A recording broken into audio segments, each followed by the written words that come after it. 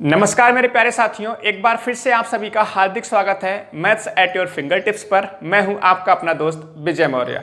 प्यारे साथियों, एसएससी हो या रेलवे या फिर कोई अदर एग्जाम, अगर करणी तथा घातांक टॉपिक सिलेबस में है तो आपने कुछ इस तरह के सवाल देखे होंगे जिनमें रूट के अंदर रूट लगा होता है और उनमें भी कुछ सवाल ऐसे होते हैं जो अनंत तक जाते हैं और कुछ सवाल ऐसे होते हैं जो अनंत तक नहीं जाते हैं। जिनमें भी तीन तरह के सवाल बनते हैं।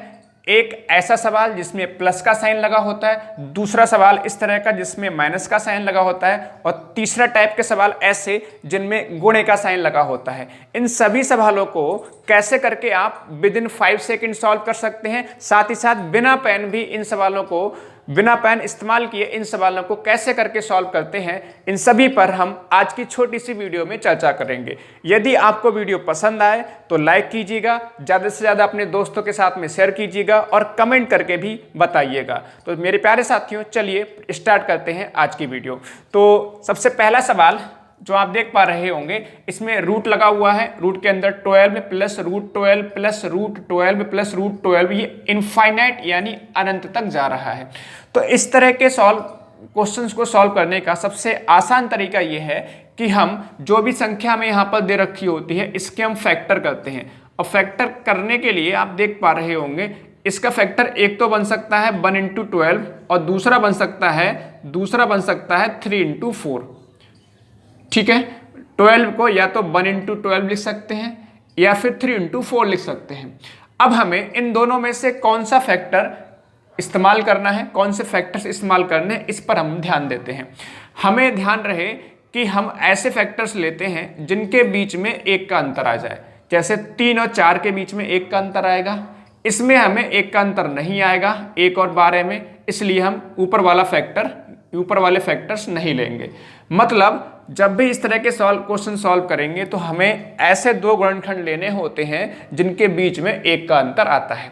जैसे कि 3 और 4 की बात करें तो 3 और 4 में एक का अंतर आ रहा है, तो हम क्या करेंगे, अगर प्लस का साइन लगा होता है तो जो बड़ा फैक्टर बन रहा होता है ये हमारा आंसर हो जाता है। देखिए कितनी आसानी से हमने इसका आंसर लिख दिया। फैक्टर कितना आया, 12 के फैक्टर आया 3 गुणे 4 आ रहे हैं और प्लस का साइन लगा हुआ है, तो जो बड़ा फैक्टर है, बड़ा गुणनखंड है, वही हमारा क्या हो जाएगा, आंसर हो जाएगा। एक और सवाल देखो, आपको और बेहतर तरीके से समझ में आएगा। जैसे अगर 20 की बात करेंगे तो इसको 1 गुणा 20 भी लिख सकते हैं या फिर हम कहें इसको 4 गुणा 5 भी लिख सकते हैं।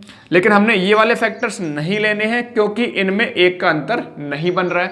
तो 4 और 5 में एक का अंतर बन रहा है, इसलिए 4 गुणे 5 यहाँ पर हम लोग लेंगे।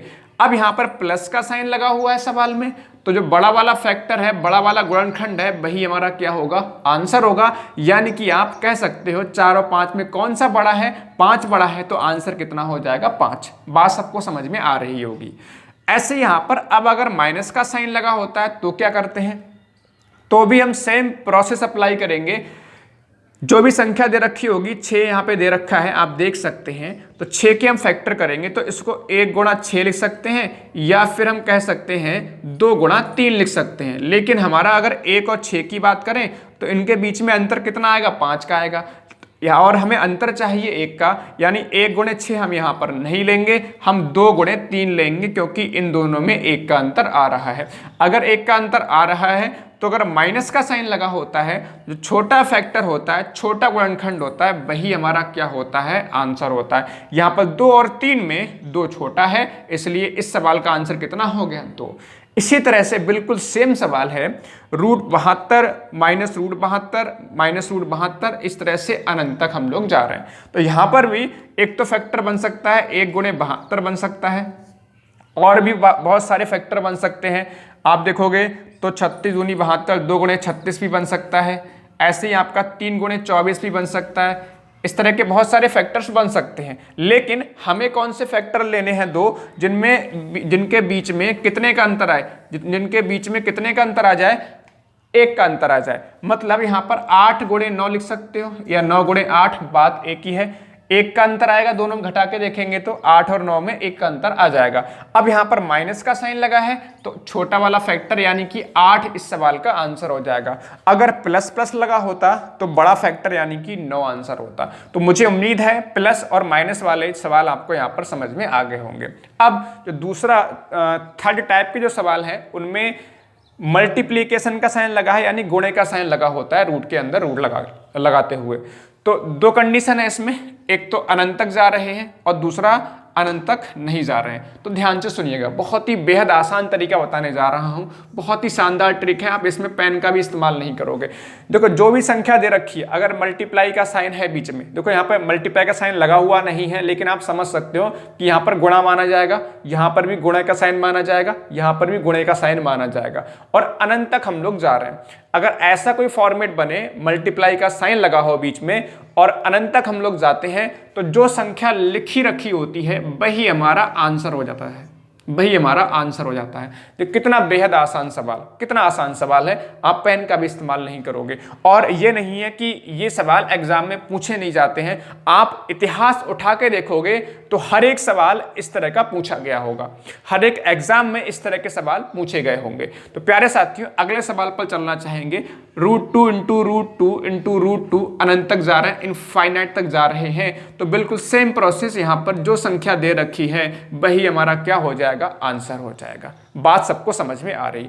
मतलब अगर मल्टीप्लाई का साइन है और अनंत तक जाते हैं तो जो संख्या लिखी होती है वही हमारा आंसर। यहाँ 5 5 था तो 5 आंसर, यहाँ 2 2 था तो 2 आंसर हो गया। अब लेकिन अगर अनंत तक ना जाएं, जैसे कि ये 3 सवाल हैं, इसमें इनफाइनाइट तक नहीं जा रहे हैं, मतलब जो भी संख्या है उसको हम काउंट कर सकते हैं। यहाँ पर देखो 1 2 3 4, 4 बार 3 है, यहाँ पर 1 2 3 4 5, 5 जो है 5 बार है, और यहाँ पर 7 1 2 3 4 5 6, 7 हमारा 6 बार है। मतलब अगर हम नंबर को काउंट कर सकें तो कैसे करके करेंगे, बहुत ही ध्यान से सुनिएगा। सबसे पहले यहां पर देखते हैं हम लोग क्या कि हमारा जो नंबर है, जो संख्या, वो कितनी बार रिपीट हो रही है। तो 3 हमारा 4 बार रिपीट हो रहा है, 1 2 3 4, 4 बार आ रहा है। तो करेंगे क्या, 2 की पावर 4 लिखेंगे। जो भी नंबर होगा उसकी 2 की पावर में लिख देंगे। मतलब क्या है, जो भी नंबर जितनी बार रिपीट होगा पावर में लिखा जाएगा। जैसे 3 हमारा 4 बार रिपीट हो रहा है तो 2 की पावर 4 आ गया, लिखेंगे हमेशा यहाँ पर 2।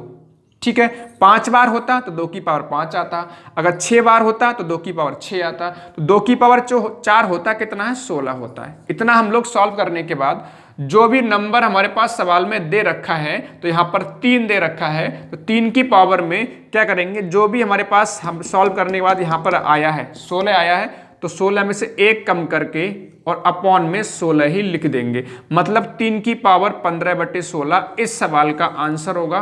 3 की पावर 15/16 इस सवाल का आंसर होगा। सवाल को फिर समझिएगा, 3 हमारा 4 बार रिपीट हो रहा है तो 2 की पावर 4, 2 की पावर 4 का मतलब हो गया 16। अब जो भी संख्या है उसकी पावर में क्या लिखेंगे, 1 घटा के अपॉन में उतना ही, 1 घटा के अपॉन में उतना ही। तो 3 की पावर में 1 घटाएंगे 15, अपॉन में कितना रहेगा, 16 रहेगा।